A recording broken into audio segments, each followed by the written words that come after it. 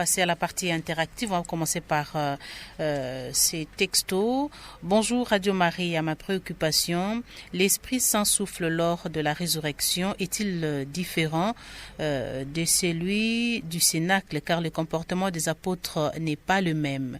C'est Fulbert Mouépou depuis Saint-Angèle, en passant de Soma Kinshasa, Père Roger. Merci beaucoup à notre frère Philibert. La question est très pertinente. C'est le même esprit, mais aux multiples dons. Et lorsque l'esprit descend sur les apôtres qui se trouvent dans un contexte où ils sont verrouillés, les portes sont verrouillées, là où ils se trouvaient, Jésus leur apparaît en Jean 20, il leur transmet l'esprit et en même temps aussi, ils reçoivent comme don, comme fruit de l'esprit, la paix, la joie, et Jésus leur transmet aussi les dons de pardon, c'est-à-dire ce sacrement de pénitence et réconciliation, les dons de repentance, de réconciliation. Ça montre que les apôtres étaient abattus. Ils étaient pratiquement plongés dans la tristesse parce que le maître n'est plus avec eux. Donc ils avaient besoin de recevoir l'Esprit comme consolateur, comme paraclet. L'Esprit que Jésus leur donne en Jean 20, c'est le paraclet, le consolateur. C'est ainsi que leur apporte la paix du cœur, la joie. Tandis que le jour de la Pentecôte, c'est le même Esprit, mais il leur donne d'autres charismes. Ils reçoivent un autre don, le don de la missionnariété, de l'ouverture, du courage, de l'audace missionnaire pour annoncer la bonne nouvelle. Et c'est ce qu'ils vont faire aussi. Donc voyez comment le même esprit peut donner à chacun de nous plusieurs dons. Aux apôtres, ils donnent d'abord la paix parce qu'ils en avaient besoin. On ne peut pas annoncer la bonne nouvelle aux autres si on n'est pas en paix soi-même. Et donc en Jean 20, ils reçoivent d'abord la paix, la joie, comme don, comme fruit de l'esprit. Et puis après, le jour de la Pentecôte, ils reçoivent un autre don, l'audace missionnaire, le courage missionnaire pour annoncer la bonne nouvelle, même à ceux qui peut-être ne partagent pas notre culture ou qui ne parlent pas notre langue. Mais l'Esprit qui vous donne cette audace missionnaire, ce courage missionnaire, prophétique d'ailleurs, vous permet de briser les frontières, les barrières qui séparent les langues ou les cultures pour annoncer la bonne nouvelle à tous. C'est ça ce qu'ils reçoivent comme don, comme charisme le jour de la Pentecôte.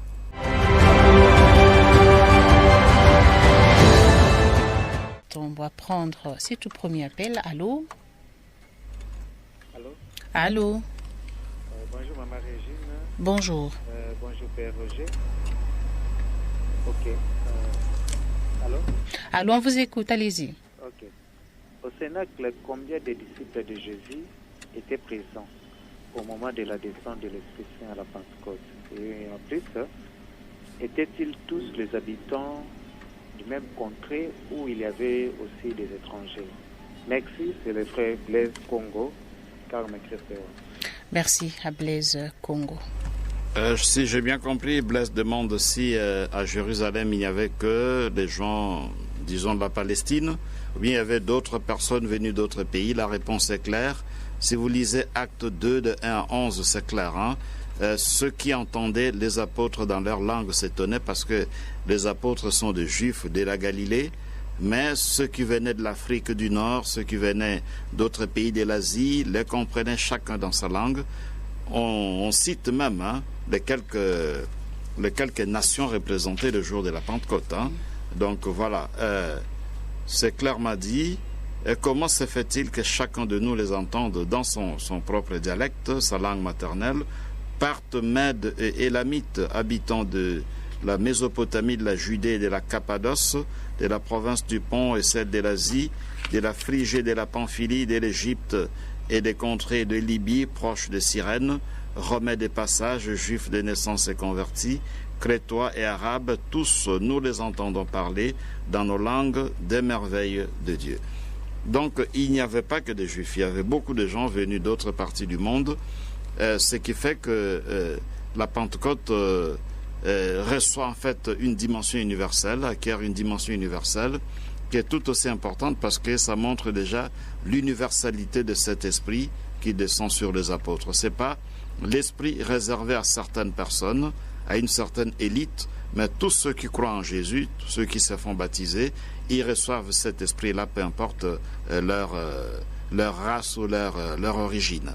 Et pour terminer, disons que s'il y a autant de gens venus de plusieurs parties du monde à Jérusalem, on suppose qu'ils étaient venus pour la fête de Pâques. On se rappelle dans les Actes des Apôtres, acte 8, il est question de l'eunuque éthiopien qui rentre de Jérusalem pour aller chez lui en Éthiopie. C'est parce qu'il était venu en pèlerinage durant la fête des Pâques. Donc la fête des Pâques attirait beaucoup de gens à Jérusalem. Ils venaient non seulement de la Palestine, mais aussi d'autres parties du monde. Et c'est normal qu'ils se retrouvent là le jour de la Pentecôte.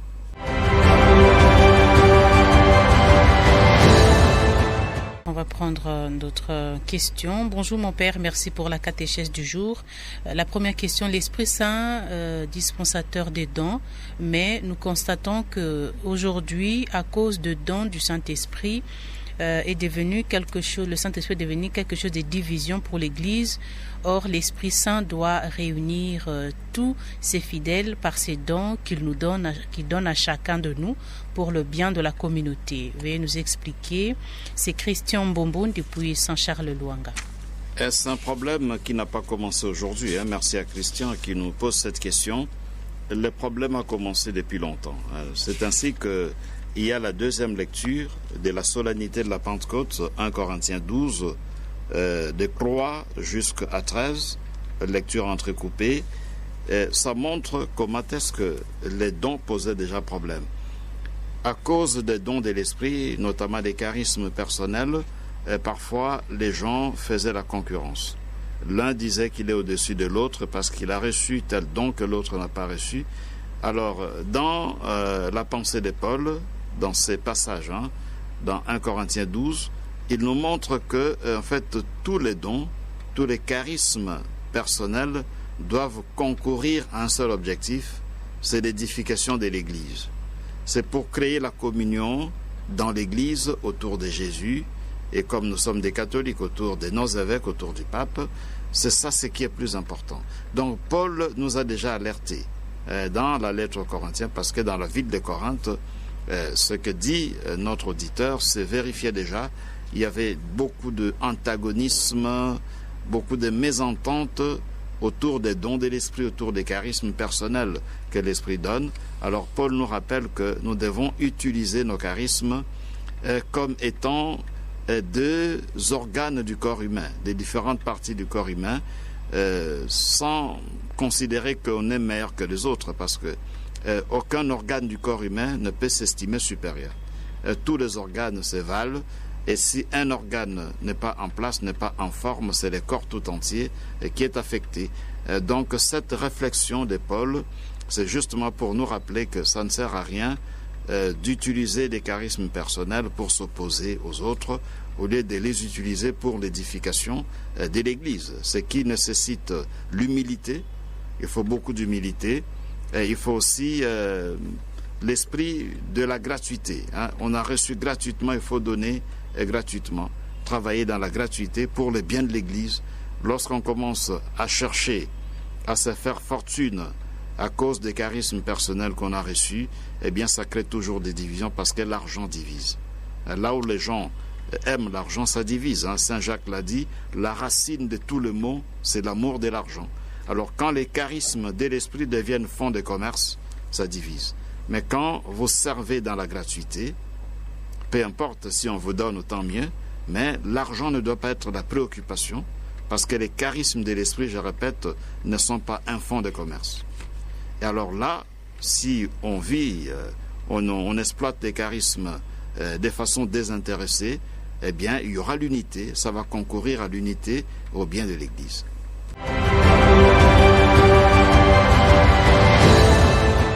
On prend cet appel. Allô? Allô, Maman Régine. Allô, Vincent. Merci beaucoup, Maman Régine. Merci au Père pour cette catéchèse aujourd'hui. Ma question, je voudrais savoir. Les disciples s'entendaient à recevoir le Saint-Esprit ou bien c'était une surprise pour eux, là où ils étaient enfermés. C'est ça ma question. Merci beaucoup. Merci Vincent, depuis Bukavu. Voilà, Vincent se pose la question de savoir si les disciples étaient informés de la venue de l'Esprit Saint ou bien c'était juste une surprise. Et Jésus les avait prévenus. Il leur avait dit, si vous lisez Luc 24, à partir du 50e verset, c'est clair, donc rentrez dans la ville. Quand Jésus monte au ciel, dans la version de Luc 24, Jésus monte au ciel en les bénissant, mais avant de monter au ciel, il leur a dit, rentrez dans la ville jusqu'à ce que vous soyez revêtus de la puissance d'en haut. Donc ils ont compris, parce que chez Saint Jean d'ailleurs, il est dit à maintes reprises, déjà au chapitre 16e, il dit clairement que je vous enverrai les consolateurs, les paraclets, dont les disciples étaient avisés, il fallait seulement se préparer. Parce que quand on vous dit on vous enverra quelqu'un, eh bien il faut se préparer à l'accueillir. Alors comme il s'agit de l'Esprit paraclet, consolateur, le Saint-Esprit, voilà pourquoi ils se sont réunis au Cénacle pour se préparer à accueillir cet Esprit-là. Donc ils n'étaient pas surpris, peut-être surpris du jour, mais pas surpris de l'événement. L'événement ne les a pas surpris parce qu'ils étaient avisés.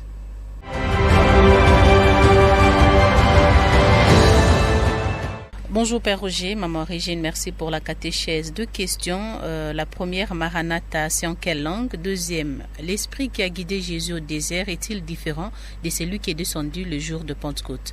Dieudonné Chibobois depuis Saint-Boniface. Et Maranatha, c'est en araméen, c'est-à-dire viens, viens Seigneur.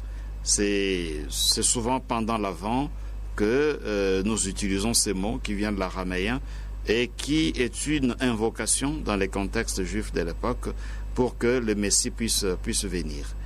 Et l'esprit qui a guidé Jésus au désert, c'est le même esprit qui est descendu sur les apôtres. C'est très important de donner cette précision, c'est le même esprit. Il n'y a pas 2 esprits, c'est le même esprit, la 3e personne de la Sainte Trinité. D'ailleurs, c'est important, quand vous lisez Luc 4 et Acte 2, c'est vraiment intéressant, Jésus commence sa mission grâce à la force qu'il reçoit de l'Esprit. C'est ainsi que dans Luc 4, quand il arrive dans la synagogue, il prend Isaïe, il lit l'extrait d'Isaïe où il est dit « L'Esprit du Seigneur est sur moi, il m'a envoyé proclamer la bonne nouvelle aux pauvres, ainsi de suite. » Donc Jésus commence sa mission avec la force de l'Esprit Saint, en Luc 4, et dans Acte 2, les apôtres aussi commenceront leur mission grâce à la force que l'Esprit Saint leur donnera. Donc ce qui est arrivé à Jésus, c'est ce qui arrive aussi aux apôtres.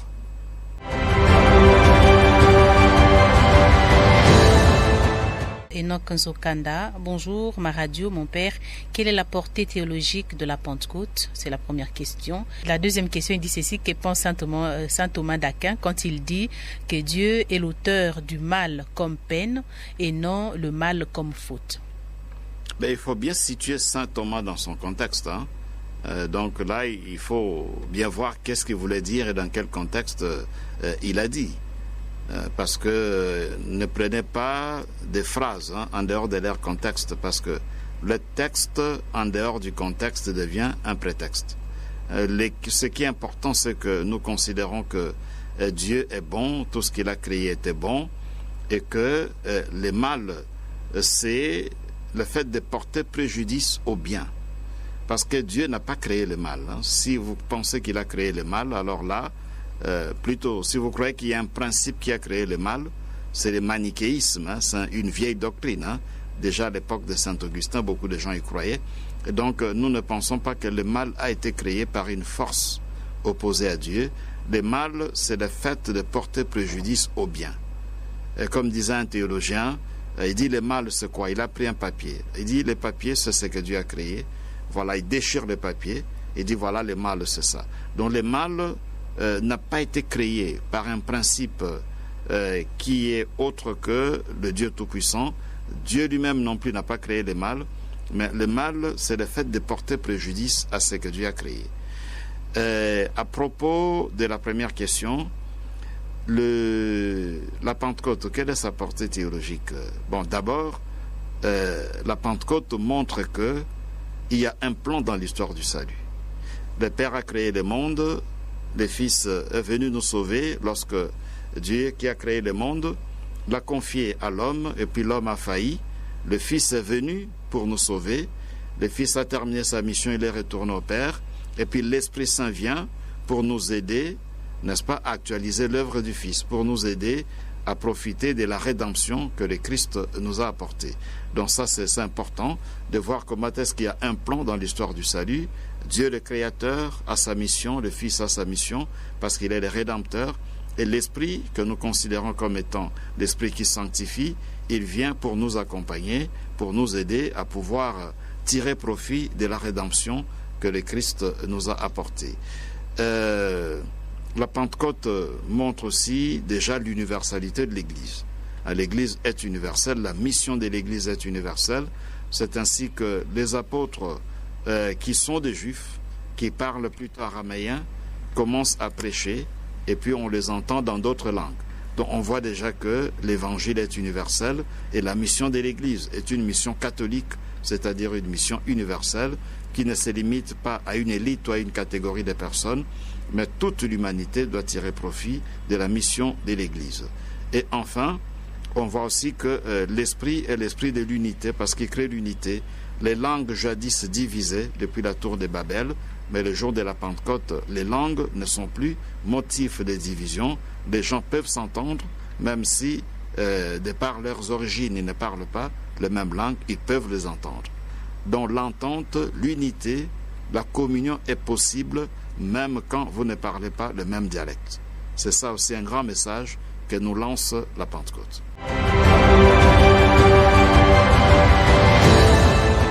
Roger Oueza, depuis Bukavu, de la paroisse Notre-Dame de la Paix. Bonjour ma radio. En quoi l'Esprit Saint est consolateur? Il est le consolateur d'abord dans le contexte immédiat parce que Jésus savait que sa mort va plonger la communauté des disciples dans la tristesse, ce qui est normal parce que le maître est mort. Vous voyez ce qui s'est passé, on arrête Jésus, on le flagelle, on l'humilie, on le crucifie, il meurt sur la croix. Donc ils sont vraiment affectés. Et on le voit par exemple dans Matthieu 28, de 16 à 20, lorsque Jésus donne rendez-vous à ses disciples en Galilée, il les rencontre. Les 11 vont au lieu de rencontre, au lieu de rendez-vous, mais on voit que c'est une communauté abattue. Certains doutaient. Ils vont se prosterner en voyant Jésus, mais certains doutaient. Donc ils sont démoralisés, ils sont abattus. Voilà pourquoi le consolateur va les consoler, il va les aider, il va remonter leur morale, il va faire en sorte qu'ils aient de nouveau un moral de fer, que leur morale soit au zénith. C'est ça le rôle du consolateur. Dans le contexte immédiat, c'est cela. Il les console de la mort du Christ. Il les console dans la mesure où la mort de Jésus, bien sûr Jésus est ressuscité, mais la passion a laissé quand même des points d'interrogation dans la vie des disciples. Comment les maîtres pouvaient être humiliés de cette façon-là et crucifiés, mourir sur la croix, une mort humiliante, donc ça laisse des points d'interrogation. Alors l'Esprit Saint vient remonter leur morale. Et puis dans le contexte plus large, le premier siècle, c'est aussi le siècle de persécution. Les chrétiens ont été persécutés à Jérusalem et puis à Rome par l'empereur romain, ce qui fait que le consolateur, le paraclet, va aussi les accompagner, sera leur défenseur durant le temps de persécution. Quand ils seront traînés devant les tribunaux, le paraclet va jouer le rôle de défenseur d'avocats. Il va aussi jouer le rôle de consolateur en ce moment d'épreuve dû aux différentes persécutions.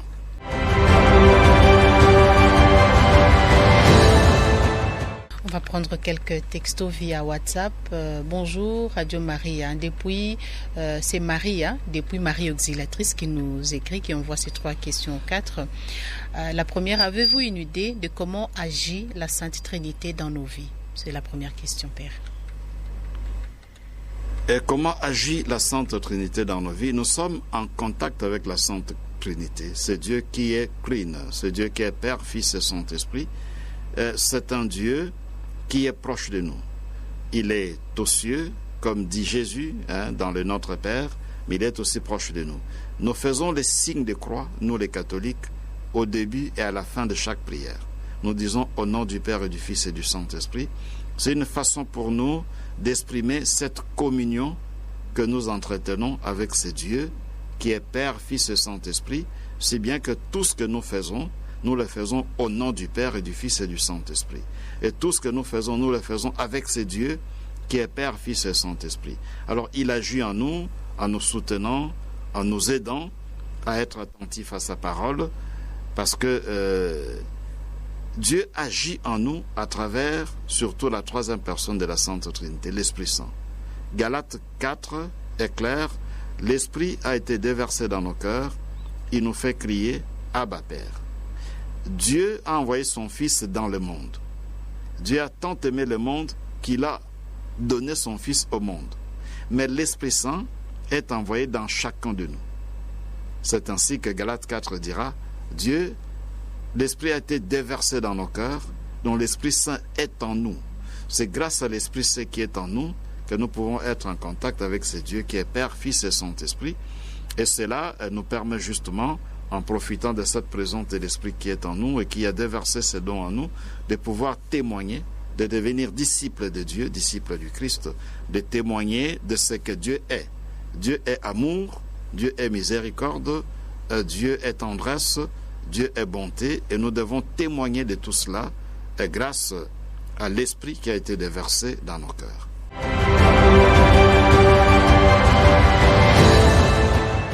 La deuxième question, peut-on arriver à attrister le Saint-Esprit? La sous-question, comment reconnaître que le Saint-Esprit n'est plus avec nous?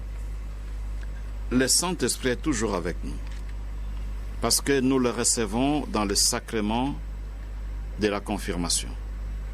On reçoit l'Esprit Saint qui nous donne, qui nous fait part de ces 7 dons durant la confirmation, et donc il ne nous quitte pas, parce que le sacrement est irrévocable. Quand on a reçu un sacrement comme la confirmation, eh bien ça reste.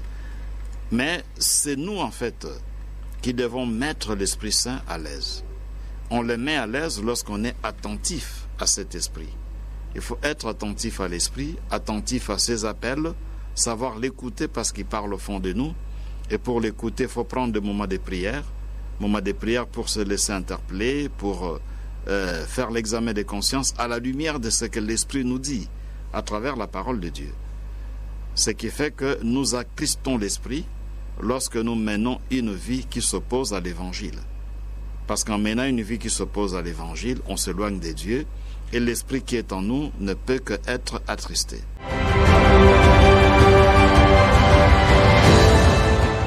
Autre question, comment expliquer qu'après la confession, qu'on se sente coupable? Si le péché est un péché grave, le péché que vous avez commis fait partie d'un péché grave, il est normal qu'après la confession, vous puissiez ressentir la culpabilité.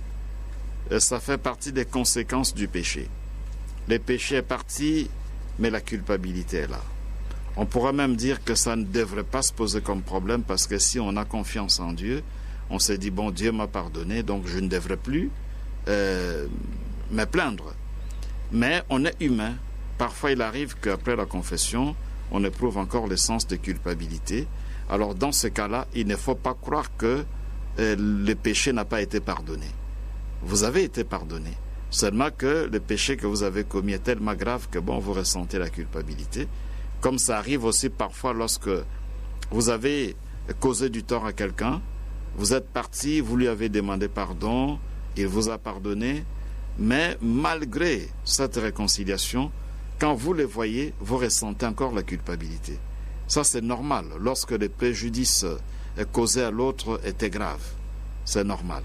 Alors, pour le cas de la confession, vous revenez de la confession, mais vous avez encore le sens de la culpabilité, c'est-à-dire, même si le péché est pardonné, mais votre cœur ne vous laisse pas tranquille, votre conscience plutôt ne vous laisse pas tranquille. Il faut voir le prêtre. Non pour refaire la confession, on ne refait pas la confession dans ces cas-là, mais pour demander au prêtre de vous donner des conseils, de vous accompagner.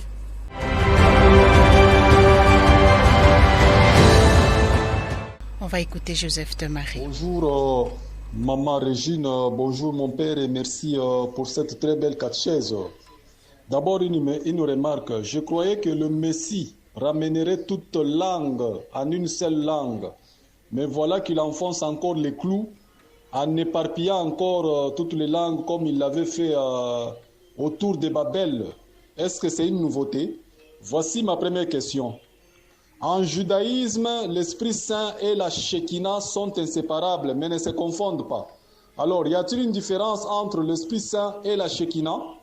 Ma deuxième question, est-ce qu'aujourd'hui le don des langues est encore utile dès lors que l'Église catholique est désormais une et bilingue à la fois, parce qu'elle parle toutes les langues au monde vu son implantation à travers le monde? Pour terminer, lorsque l'évangile est traduit en plusieurs langues, cela ne pose pas un problème d'originalité qui risque de perdre cet évangile? Merci mon père, moi je m'arrête là. Merci beaucoup Joseph de Marie. Je commence par la dernière question. Lorsque l'évangile est traduit en plusieurs langues, est-ce qu'il ne se pose pas un problème d'originalité? Non, il n'y a pas de problème, parce que le fait de traduire l'évangile ou la Bible en général en multiples langues, en plusieurs langues à travers le monde, c'est une façon d'actualiser ce qui est arrivé le jour de la Pentecôte. Parce que déjà, ceux qui étaient là, chacun recevait les messages de l'évangile dans sa langue. Et donc aujourd'hui, il faut aider chacun de nous à lire l'évangile, à lire la Bible dans sa langue maternelle. C'est ainsi qu'il y a des efforts de traduction. Il y a encore beaucoup à faire, comme dans notre pays. Au moins dans des langues nationales, il y a déjà la Bible disponible. Mais dans des dialectes, la Bible n'est pas encore disponible. Peut-être quelques dialectes, mais pas beaucoup quand même. Et donc, il y a un grand effort à faire pour que chacun puisse lire la parole de Dieu dans sa langue maternelle. Parce que le jour de la Pentecôte, chacun écoutait la parole de Dieu annoncée par les apôtres dans sa propre langue maternelle. Et donc, cet effort que je vois chez les catholiques, chez nous les catholiques, comme chez les protestants, pour traduire la Bible en plusieurs langues, c'est une façon d'actualiser acte 2, c'est-à-dire ce qui s'est passé le jour de la Pentecôte. Est-ce qu'il ne se pose pas un problème d'originalité? Mais jamais, il n'y a pas de problème d'originalité. Parce que justement, c'est l'Esprit Saint qui conduit ceux qui traduisent. Évidemment, quand on traduit, il y a toujours des petits problèmes qui se posent au niveau philologique ou théologique, mais ce ne sont pas des obstacles majeurs qui devraient nous empêcher de traduire la Bible en plusieurs langues. Il faut absolument le faire pour que chacun puisse lire la Bible dans sa langue maternelle, comme le jour de la Pentecôte, chacun écoutait l'évangile annoncé par les apôtres dans sa propre langue maternelle. Alors maintenant, la première question, qui découle d'ailleurs, la réponse à la première question découle de la réponse que j'ai donnée à la dernière question. Pourquoi il n'a pas ramené toutes les langues en une seule? Mais pourquoi ramener toutes les langues en une seule? Parce que l'Esprit Saint, c'est l'esprit de l'unité dans la diversité. Déjà, quand Dieu nous a créés, il a créé chacun avec des particularités qui font que nous sommes différents les uns des autres. Il y en a qui sont costauds, il y en a qui sont moins costauds, il y en a qui sont des teints sombres, il y a d'autres qui sont clairs, il y a même des races blanches, peau jaune, race noire. Donc c'est Dieu qui a voulu que ça soit comme ça. L'unité dans la diversité. Et cela s'exprime aussi à travers des langues. Des langues que nous parlons, c'est une façon pour nous de vivre l'unité dans la diversité. Parce que les langues sont diverses, sont différentes, mais nous sommes appelés à vivre la même foi en Jésus-Christ, à être unis au sein de la même Église, même si nous avons des cultures différentes ou des langues différentes. Donc l'Esprit Saint ne rabote pas les différences. Il n'a pas comment on appelle ça par ceux qui travaillent les bois, les rabots, je crois. Il ne rabote pas. Il respecte les différences, mais il demande à chacun de nous de faire en sorte que nos particularités ne puissent pas porter atteinte à l'unité. Que nos particularités soient au service de l'unité, de façon que nous puissions vivre l'unité dans la diversité. Deuxième question, c'est Shekinah et puis Esprit Saint. Shekinah, c'est la présence. On sous-entend par là la présence de Dieu, et c'est différent de l'Esprit Saint, parce que la présence de Dieu en général, ça c'est Shekinah, et l'Esprit Saint, ça c'est surtout dans le Nouveau Testament, nous le percevons, nous le considérons comme étant la troisième personne de la Sainte Trinité. Et tandis que dans Shekinah, c'est juste une présence générale de Dieu. Est-ce que dans les langues sont encore utiles parce que l'Église catholique que j'ai entendu, j'ai cru comprendre dans ce que Joseph de Marie dit, que l'Église catholique serait bilingue. L'Église catholique serait bilingue, si j'ai bien compris. L'Église catholique n'est pas bilingue. Absolument pas. L'Église catholique utilise toutes les langues disponibles. Les langues de ses fidèles. C'est ainsi que chaque diocèse a sa langue liturgique ou sa langue de la pastorale. En tout cas, dans chaque diocèse, ça varie. Donc, on ne peut pas dire que l'Église catholique est bilingue ou bien trilingue. L'Église emploie beaucoup de langues qui sont des langues utilisées par ses fidèles.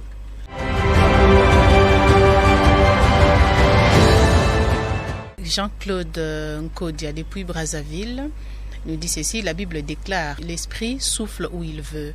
Père, puisqu'il est ainsi, peut-on penser que sans avoir reçu le baptême, mieux le sacrement de confirmation, et selon le bon vouloir du Très-Haut, on peut tout de même disposer des 7 dons de l'Esprit? C'est la première préoccupation. La deuxième, comment expliquer les dons extraordinaires de certains génies qui s'expriment parfois dès le bas âge?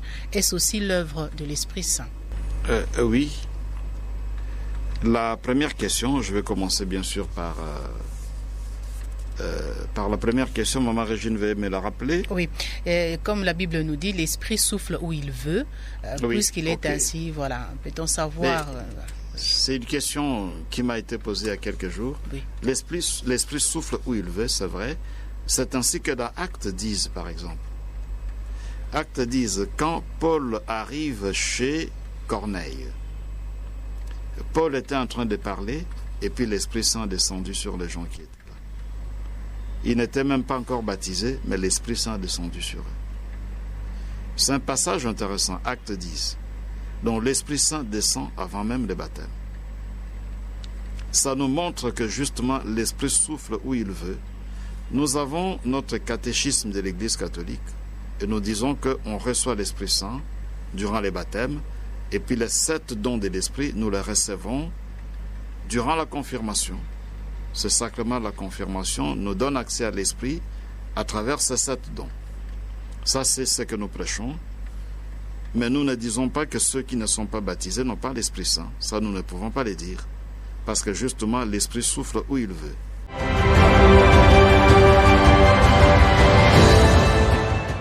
Et la deuxième question, comment expliquer les gens qui ont des dons extraordinaires dès les bas âges? C'est l'Esprit, ce sont des dons que l'Esprit donne. Hein. Si vous lisez les documents de l'Église lors du Concile Vatican II, Inter Mirifica sur les médias, l'Église reconnaît qu'il y a des gens qui ont des dons exceptionnels et ils mettent ces dons au service de l'humanité. C'est ainsi que nous avons par exemple les médias, télévision, radio, nouveaux médias actuellement. Ça, c'est le fruit du génie humain. L'intelligence humaine très développée, des savants qui ont inventé tout ça. Et l'Église considère ça comme étant des dons de Dieu, parce que l'intelligence humaine, eh bien, ça vient de Dieu. C'est Dieu qui donne à l'homme l'intelligence pour que l'homme soit au service de ses frères. Merci Père, c'est la fin de la première partie de cette catéchèse. Un dernier mot aux auditeurs. C'est toujours la joie de servir. Et donc, demain, nous allons continuer cette émission en réfléchissant davantage sur les dons de l'Esprit. Comme nous l'avions annoncé la semaine passée, après la Pentecôte, nous voudrions continuer à méditer avec nos auditeurs et nos téléspectateurs sur les dons de l'Esprit, de façon que cette fête de la Pentecôte que nous avons célébrée hier ne soit pas un fait insolite dans les calendriers liturgiques, mais qu'il puisse porter des fruits escomptés dans nos vies. Donc demain, nous allons commencer à méditer chaque don du Saint-Esprit. Après, nous prendrons le fruit du Saint-Esprit en les méditant l'un après l'autre.